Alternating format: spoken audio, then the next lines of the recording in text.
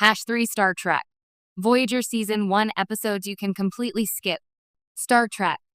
Voyager had a strong premise: a Starfleet crew flung across the galaxy, trying to return home from the Delta Quadrant. Season 1 introduced Captain Janeway, the divided Starfleet and Maquis crews, and the unique challenges of surviving far from home. But despite its ambition and solid cast, not every episode stuck the landing.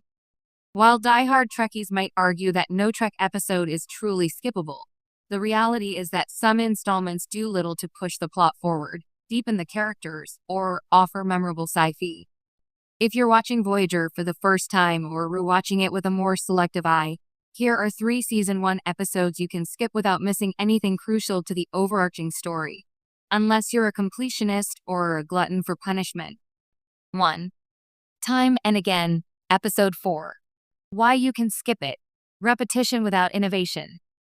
Time and Again is an early time travel episode that unfortunately recycles an idea Star Trek fans have seen many times before and done better. When Voyager investigates a planet where a cataclysmic explosion has wiped out the population, Janeway and Paris are transported back in time to the day before the disaster. Of course, they try to prevent the catastrophe, but in typical time travel logic, their actions end up causing or completing the loop. The problem isn't just that the story feels familiar, it's that it adds nothing new. There's no character growth for Janeway or Paris, the aliens of the week are forgettable, and the technobabble gets exhausting quickly. The moral dilemma, whether to interfere with history, could have been compelling, but it's rushed and lacks weight. By the end, the entire episode is effectively erased from continuity, rendering it a pointless detour. What to watch instead? Skip ahead to Eye of the Needle, Episode 7, a far superior early time travel episode with emotional weight, real stakes, and the first glimmer of hope for Voyager's return home. 2. Emanations, Episode 9. Why you can skip it. Awkward handling of death and afterlife themes. In Emanations, the crew discovers a subspace corridor that leads them to a planet where the local species uses the phenomenon for their funeral rites. When Harry Kim accidentally switches places with a dead alien, he becomes entangled in their beliefs about death and the afterlife. On paper, the episode attempts to explore deep philosophical ideas, the nature of death, cultural perceptions of the afterlife, and how science and spirituality intersect. Unfortunately, it does so in a muddled and unsatisfying way. The alien culture feels underdeveloped, and Harry's experience, while emotionally significant, doesn't leave any lasting impact on his character or the series.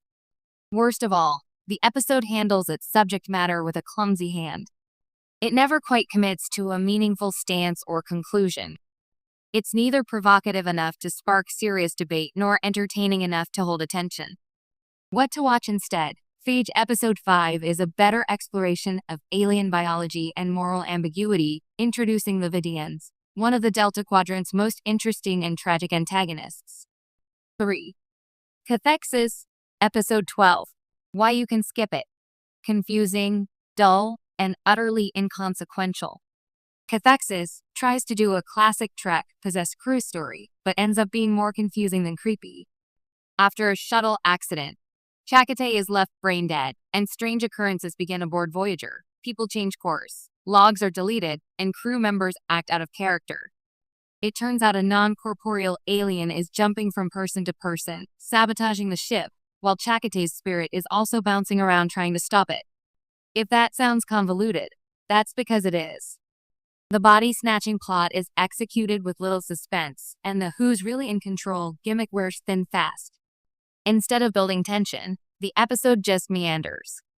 Worse, Chakotay, whose cultural and spiritual background could have made this plot rich with meaning, is barely used beyond being a ghostly plot device. There's no significant consequence from the story, and the final reveal doesn't land with any weight. Even Tuvok's usual Vulcan logic can't save this one from being an unmemorable blur. What to watch instead? Faces, Episode 14 is a much better example of Voyager tackling internal conflict and identity, offering a standout performance from Roxanne Dawson as Torres is split into her human and Klingon halves. The verdict. Voyager deserved better starts. Star Trek. Voyager's first season had the tough task of establishing a new tone and cast odes lead.